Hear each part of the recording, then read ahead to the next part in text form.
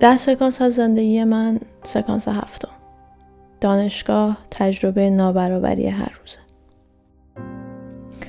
دانشجوی ترم 11 دندون پزشکی بودم، یعنی یه ترم فاصله داشتم تا دکتر شدن.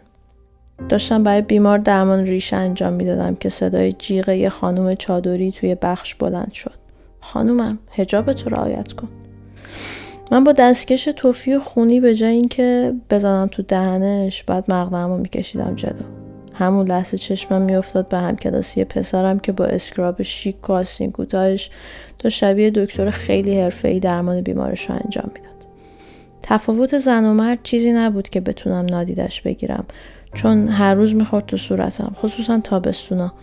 در حالی که من داشتم زیر اون لباسای مشکی زشت و کریه از گرما کباب میشدم، آقای فلانی با آستین نصفه شاد و خندون وارد دانشکده میشد. با این حرفا میشه حجاب آزاد کرد؟ نه، نمیشه.